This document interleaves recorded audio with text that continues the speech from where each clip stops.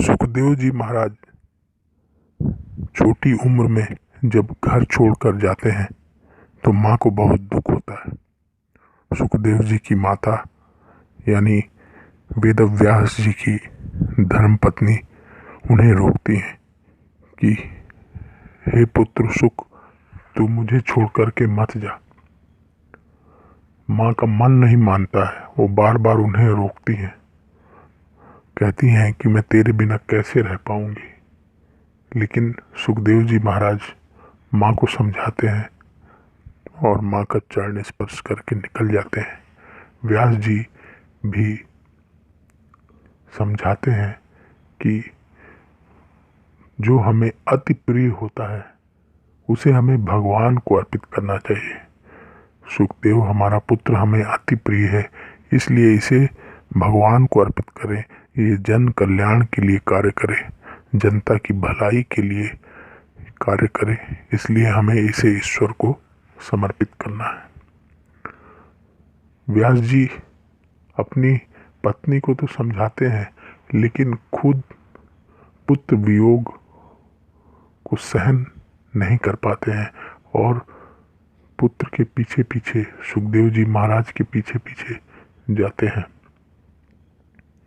व्यास जी को इस तरह पुत्र मोह में जाते देख करके वृक्ष यानी पेड़ व्यास जी को उपदेश देते हैं कि हे महान ऋषि व्यास, हम वृक्ष अपने फल उसी को दे देते हैं जो हमें पत्थर मारता है।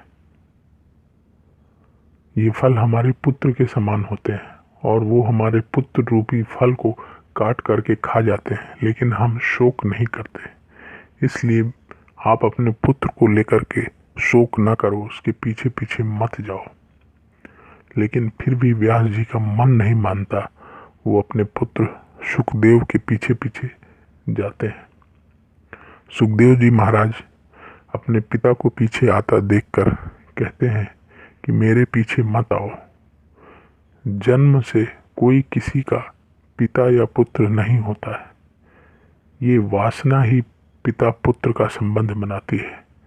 आप ईश्वर में मन लगाइए। सुखदेव जी महाराज कहते हैं कि जीव ईश्वर का अंश है, ईश्वर पर ध्यान लगाइए। अनेक बार मैं आपका पिता हुआ हूँ, अनेक बार आप मेरे पुत्र हुए हैं, ये क्रम चलता चला आ रहा है, सब वासनाओं का खेल है। इसलिए हे पिताजी, आप लौट जाइए।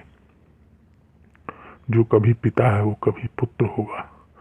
इसी तरीके से ये क्रम चल रहा है, लेकिन मन को शांति नहीं मिल रही है। मन को शांति तभी मिलेगी जब हम ईश्वर के प्रति ध्यान लगाएंगे, परमात्मा से संबंध स्थापित करेंगे। व्यास जी को सुखदेव जी महाराज तरह तरह से समझाते हैं, उन्हें उनके अस्तित्व का ध्यान कराते हैं। गंगा के किनारे सुखदेव जी महाराज भागवत की कथा कहते हैं। बहुत सारे ऋषि मुनि आकर के कथा सुनते हैं। स्वयं व्यास जी भी वहाँ जाकर बैठ जाते हैं और कथा सुनते हैं।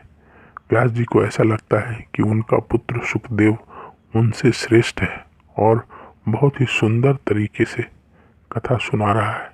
कितनी अच्छी वाणी में वो अपने विचार व्यक्त कर रहे हैं। व्यास जी को लगता है उनका पुत्र उनसे भी विद्वान है।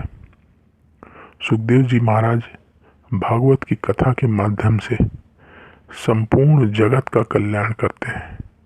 राजा परीक्षित तो निमित्त मात्र हैं, जिनको माध्यम बनाकर सुखदेव जी महाराज भागवत रूपी ज्ञान दीप को जगत को अर्पित करते हैं, ताकि भागवत का ज्ञान जगत का कल्याण कर सके। इसलिए भागवत की कथा हमें सुननी चाहिए।